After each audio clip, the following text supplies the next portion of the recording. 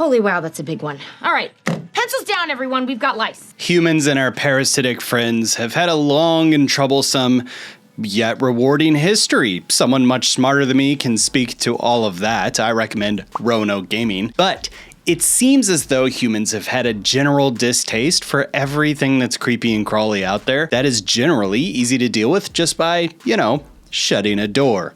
But what if the demon spawn of hell hitched a ride on you? Yourself. Maybe you're walking through a grass field or maybe through a wooded trail and your leg just brushes up against a branch, casually swaying in the wind. No harm, no foul, except you picked up the human bloodsucker of the arachnid kingdom who is looking for a free ride and a free meal by burrowing its stupid head into your leg and dissolving your skin around it just to fill its belly up with your blood.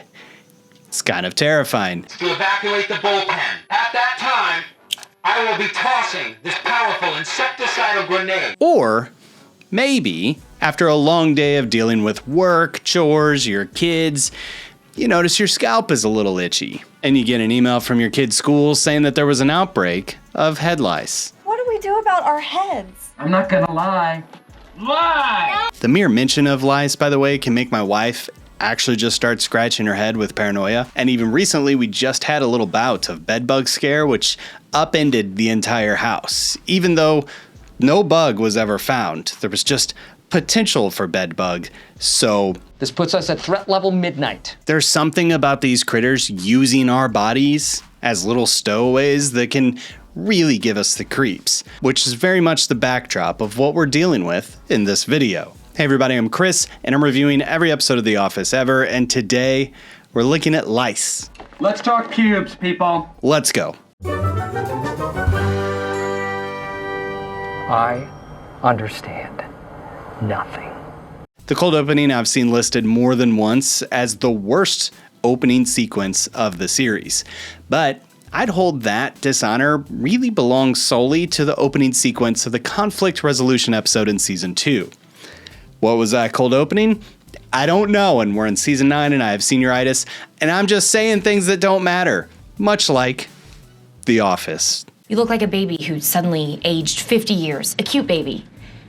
But something sucked the life force out of it. Okay, so Lice opens up with Jim talking about sports with the boys. I think they're going to the conference finals. He bites his lip. Our 3-point shooting, don't even... Then he bites it again. Before you come with the... Then he bites it again, and then like a toddler, he just storms out of the office. And I get it. Like, I have a sore right here. I don't know what the deal is, but every time I bite my lip, it turns into a canker sore and stays there for days. A cold sore is herpes. I don't find this punchline overly funny, but at least it's relatable to me. As the day begins in Scranton, Pam is looking so disheveled that Aaron actually thinks she's Meredith. And check out this video, which sparked my channel a couple of years ago, if you haven't. Turns out Jim's been in Philly for, I guess, a couple days. I'm not 100% sure there, leaving Pam solo with the kids. Oh, and PP happens to have lice. So I was up all night disinfecting every sheet, towel, toy, item of clothing in the entire house. I'm exhausted. When it rains, it pours, except actually over the city of brotherly love, because Jim is having an amazing time meeting the legendary Dr. J. Who is Justice Beaver? This meeting is the job that Jim has been dreaming of, and he struggles with not wanting to show all of that joy to Pam, who is very much struggling back at home. But don't tell Jim. But I have to be careful not to rub it in Pam's face. Speaking of back home, Daryl is sneaky breaking up with Val. You say, what are you gonna do, break up with me? And then you gain a lot of weight. Trying to avoid any of those messy feelings or any of the hangups, and he lets it slip, though, to some of the other staff that they broke up, all of which assume that Val did the breaking. You got dumped? And so the story's set for our 3 main plots of the episode. Pam's late night lice busting seems to have been for nothing because Meredith starts scratching her head like a flea-ridden cat. Which, by the way, I think you have to have like physical contact with somebody to pass head lice.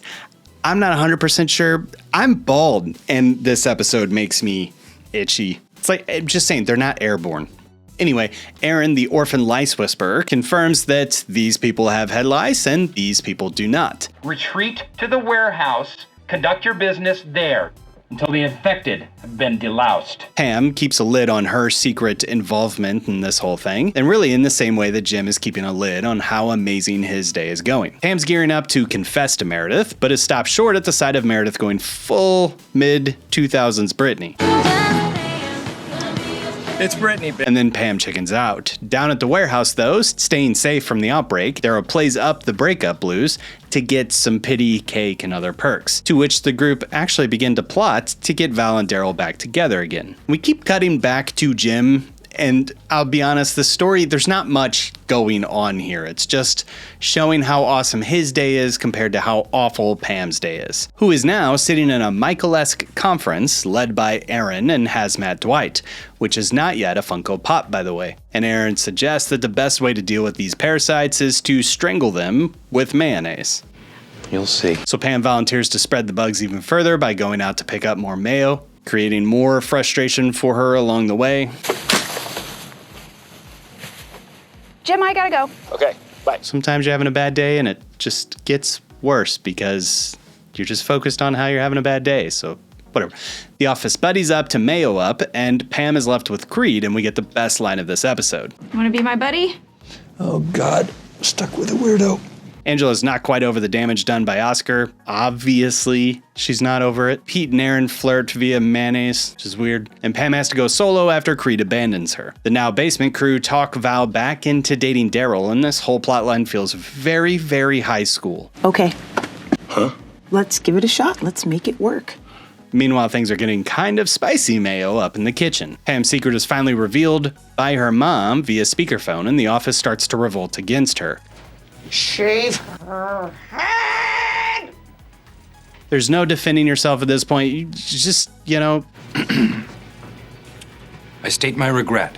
But all this does provide some character state of mind for us, the audience, so there's that. So sorry, it's just been so chaotic with Jim gone. Yeah. Dwight unveils this bug grenade and creates one of the most stress relief, zany moments of The Office since maybe Stress Relief. Hyperonic butoxide, as well as... Leave your thoughts on that in the comments. Lice, if you are watching, I am ready for you. Anytime, anywhere.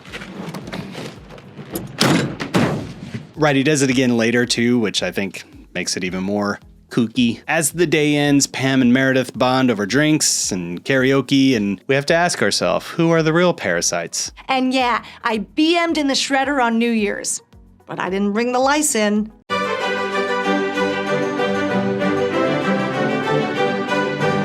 What does a bean mean? Someone please explain it to Kat. At first, this episode seems like just a chaotic whirlwind of lice, broken relationships, and unfortunate lip biting. However, beneath the surface is a kind of a profound commentary on how often the overlooked struggles of daily life can be. It's been challenging. Jim's frustration of the petty event, it symbolizes those small and yet intensely frustrating moments that we all experience.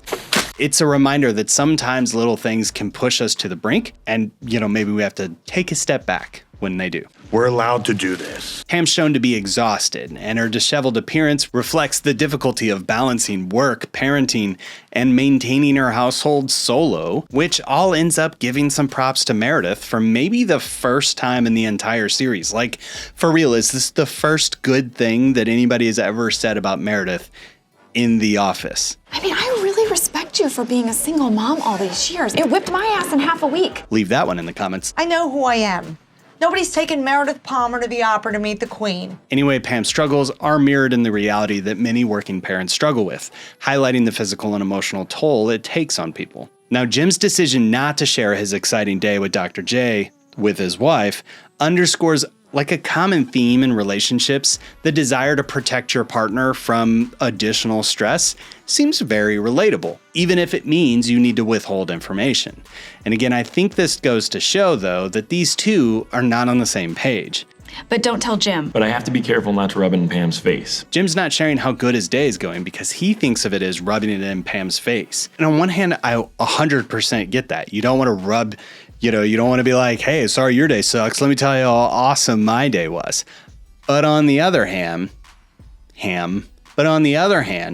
Pam loves Jim. And she wants him to be successful and happy. And he's doing it all for the family. So sharing his success and his victories could likely have a very positive effect on his wife. It's also possible that it would go bad too. So, you got to read the room, I guess. Everybody's a unique butterfly. Speaking of Daryl. He's a real catch. Daryl's manipulation to gain freedom from Val explores this theme of personal liberty against relational commitments. All of this is played against the Jim-Pam story.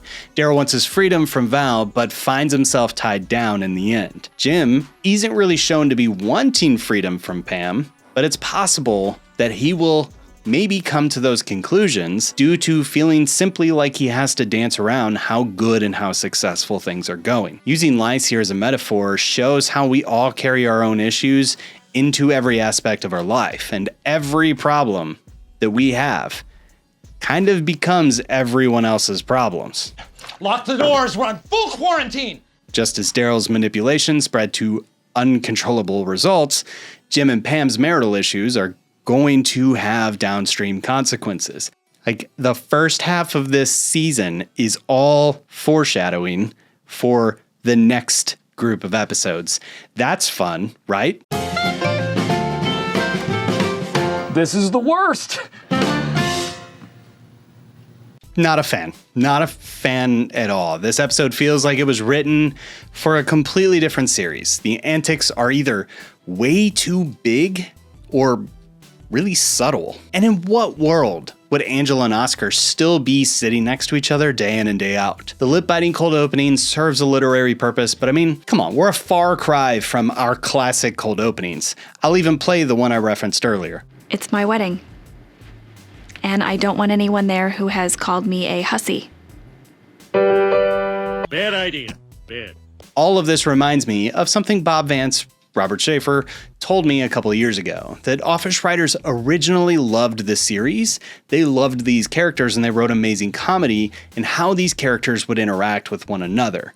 Later, new writers were a fan of the show and they wrote jokes for these actors to present. No. No. No, no.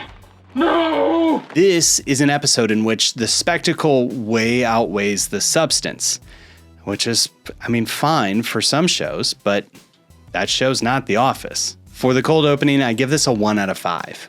You gotta be kidding me! Okay, Pam, that's it. I'm going home. I wouldn't call it the worst cold opening, but it's definitely in that tier. All up, the Lice episode gets a 2 out of 5 from me. Yay. There's enough moments to elevate this episode. It's well written, story-wise, but it's I don't know. It's not good. I'm not insightful enough to be a movie critic. But that's just what I think about Lice. What are your thoughts? Leave them in the comments. Want to hear from everybody on that. I also had a lot of prompts today, so I want a lot of comments. Engagement's good.